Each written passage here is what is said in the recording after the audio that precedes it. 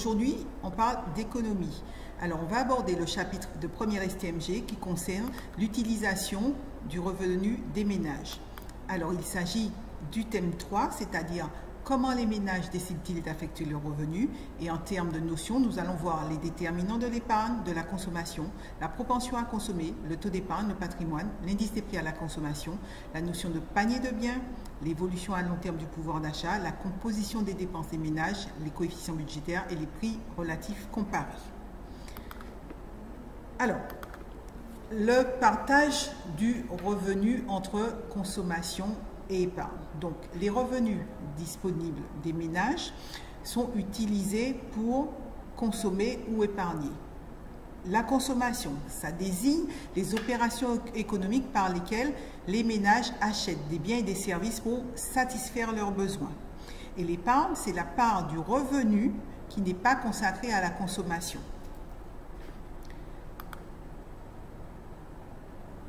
Alors, pour pouvoir analyser le partage du revenu entre consommation et épargne, on va calculer les propensions, la propension moyenne et la propension marginale. Alors, on va calculer les propensions moyennes à consommer et propension moyenne à épargner, c'est-à-dire qu'on va diviser le montant total de la consommation par le revenu, pour la propension moyenne à consommer. On va diviser le montant total épargné par le revenu pour calculer la propension moyenne à épargner. Et on va obtenir un pourcentage et on pourra dire que, par exemple, 85% du revenu des Français est consacré à la consommation. Ou alors, 15% du revenu des Français est consacré à l'épargne. On va également calculer la propension marginale à consommer.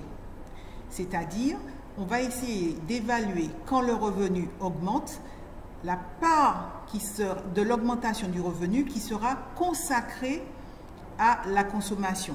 Donc, on va diviser la nouvelle consommation, c'est-à-dire la consommation qui intervient après l'augmentation des revenus moins la consommation initiale, divisé par le nouveau niveau de revenu moins l'ancien niveau de revenu. D'accord? Et on va obtenir ainsi la propension marginale à consommer. Et on pourra dire par exemple que 73% du supplément de revenus des ménages a été consommé. Maintenant, on va voir les déterminants de la consommation et de l'épargne. Alors, en ce qui concerne la consommation tout d'abord, on distingue deux types de déterminants. Les déterminants économiques, qui sont les revenus et les prix. Alors, on considère on remarque généralement que plus le revenu disponible est élevé, plus les sommes consacrées à la consommation sont élevées. Et au niveau des prix, les ménages observent avant l'achat le prix des biens qu'ils vont consommer. Et donc, plus les prix des biens sont élevés, plus la consommation de ces biens tend à diminuer et inversement. De notre côté, il y a les déterminants non économiques. Alors, il s'agit par exemple de l'âge, le sexe de la personne qui consomme, la taille de la famille, la culture du pays ou l'appartenance à un groupe social, par exemple. Alors, effectivement, l'âge est un déterminant de la consommation, puisqu'on va consommer différemment en fonction de son âge. Les jeunes ne vont pas consommer les mêmes choses que les personnes adultes et ne vont pas consommer les mêmes choses que les seniors. De même, les fonctions changent en fonction du sexe de la personne. Et forcément, plus une famille sera importante en nombre, plus sa consommation sera élevée. Maintenant, il y a aussi les aspects culture du pays.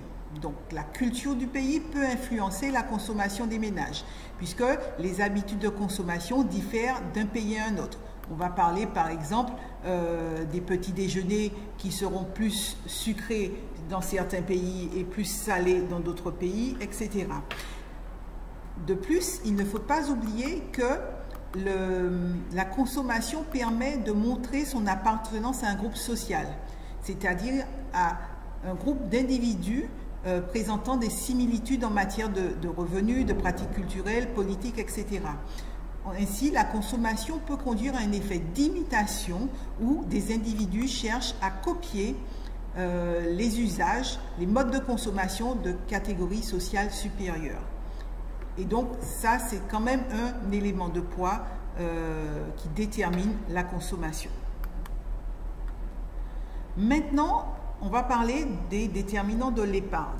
Alors, pareil, il y a deux types de déterminants, les déterminants économiques et les déterminants non économiques. Alors, en ce qui concerne les déterminants économiques, il y a tout d'abord, en fait, cela correspond à l'objectif, aux raisons qui vont conduire les personnes à épargner. Alors, on va parler de l'épargne de précaution, c'est-à-dire que l'épargne qui va se constituer pour se prémunir pour certains risques de la vie, comme par exemple la maladie, le chômage, la vieillesse, etc. L'épargne pour se constituer un patrimoine, ce sera par exemple dans le but d'acheter un appartement. L'épargne pour une consommation différée, c'est-à-dire que le ménage va renoncer à une consommation immédiate pour pouvoir acquérir un bien plus onéreux. On peut prendre l'exemple des voyages, par exemple. Donc on va épargner pour pouvoir faire un voyage dont le coût est plus élevé. Et il y a aussi donc l'impact du taux d'intérêt. C'est-à-dire que l'épargne, quand elle est placée, elle va rapporter un taux d'intérêt. Et plus le taux d'intérêt sera élevé, plus les ménages seront attirés, auront envie d'épargner. Donc, on appelle ça le prix de l'épargne. Parce que l'épargne, quand elle est placée, elle peut rapporter des intérêts. Et enfin, la situation économique du pays, c'est-à-dire la conjoncture. Est-ce que les ménages ont confiance et ils vont consommer normalement et vont réduire leur épargne, ou alors, à contrario, est-ce qu'on est dans une situation difficile et les ménages anticipent des problèmes économiques à venir et donc ils se constituent une épargne pour faire face à une détérioration de la situation économique. Maintenant, en ce qui concerne les déterminants non économiques, il y a la taille de la famille, donc on retrouve à peu près les mêmes éléments que pour les déterminants de l'épargne. Donc il y aura la taille de la famille, la culture du pays, l'âge des ménages, le revenu disponible dont ils disposent. C'est clair que si le revenu permet à peine de consommer, l'épargne sera réduite. Et enfin, le milieu social. Alors, juste pour information, en France, le taux d'épargne des ménages français en 2018 est de 13,9%. Et le patrimoine des ménages français se compose majoritairement de biens immobiliers et d'actifs immobiliers.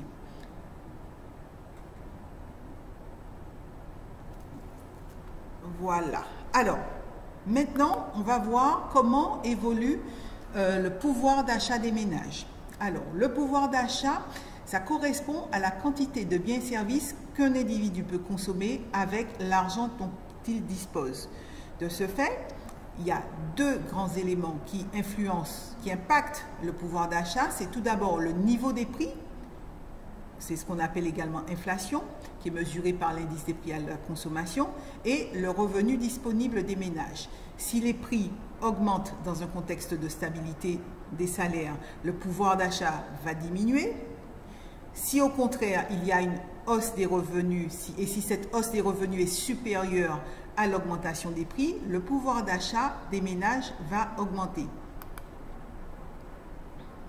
Maintenant, on va parler de l'évolution de la structure de consommation des ménages.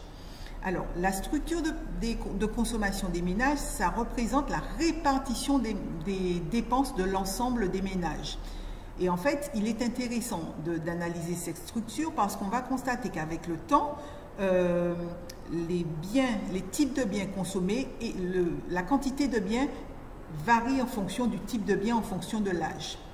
Donc, on peut calculer un coefficient budgétaire, c'est-à-dire le montant des dépenses pour un poste de consommation, divisé par le total des dépenses de consommation que multipliant. Alors, sur les aspects structure de consommation des ménages, il est intéressant de parler d'Engel. Engel a recherché une loi générale qui caractérise les comportements de consommation. Il énonce 3 lois. Tout d'abord, lorsque le revenu augmente, les dépenses alimentaires occupent une part décroissante dans l'ensemble des dépenses des ménages. Ensuite, quand le revenu augmente, les dépenses de luxe augmentent plus que proportionnellement à la hausse du revenu. Et enfin, lorsque le revenu augmente, les dépenses d'habillement augmentent au même rythme que la hausse du revenu. Donc ça montre bien qu'en fait, la préoccupation de savoir, de connaître la structure de la consommation des ménages, c'est un élément important, puisqu'en fait, en fonction du niveau de revenu, cette structure, et en fonction du temps, cette structure va évoluer. Alors, pour analyser l'évolution de la structure de la consommation, on peut soit analyser la consommation en volume, c'est-à-dire calculer à partir des prix d'une année de référence, ou alors calculer la consommation en valeur, c'est-à-dire à partir des prix de l'année en cours. Dans ce cas, une augmentation des dépenses de consommation peut être due soit à une augmentation des dépenses, mais aussi soit à une augmentation des prix. C'est ce qu'on appelle l'effet prix. Donc, par exemple, je vous ai mis un petit tableau. Quand vous regardez en 2016, sur le même panier en valeur, on est à 1 558 €, alors que en 2020, on est à 1 592,80 €. Donc, ça nous fait une évolution, une augmentation de la consommation de 2,22%, alors que quand on compare à prix constant, c'est-à-dire quand on prend comme base les prix de 2014, on constate qu'en réalité, l'évolution n'est que de 1,15%. Donc, ça veut dire qu'en fait, l'augmentation, ça montre bien que l'augmentation de la consommation peut aussi bien être liée à une augmentation en volume qu'à une augmentation liée à l'augmentation des prix. Donc, ça s'appelle l'effet prix. Donc, ça veut dire qu'en fait, il faut quand même penser, quand on compare, à annuler cet effet de l'augmentation des prix. Maintenant, on va regarder la structure même, on va regarder comment a évolué la structure de la consommation des ménages. Donc, on a fait une comparaison entre les années 60 et les années actuelles. Et on constate que certaines dépenses sont en augmentation. Donc, il s'agit du logement, des transports, des loisirs, de la communication et plus globalement des services. Et d'autres dépenses sont en diminution. Il s'agit de l'alimentation et de l'habillement. Donc, on constate que la première loi d'Engel semble s'appliquer sur ces aspects-là. Alors, aujourd'hui, la consommation se modifie en fonction d'une évolution de la société. Par exemple, on va parler de l'essor de l'économie collaborative et l'économie du partage. Elle est basée donc sur le partage et les échanges entre particuliers, et on est vraiment dans une logique plus écologique et plus respectueuse de l'environnement. Donc, dans l'acte de consommation, il y aura une prise en compte d'aspects écologiques et d'aspects respect de l'environnement, et ça s'exprime également par tout ce qui est consommation de seconde main, consommation de produits d'occasion qui tend à se généraliser. Voilà, j'en ai terminé pour ce chapitre.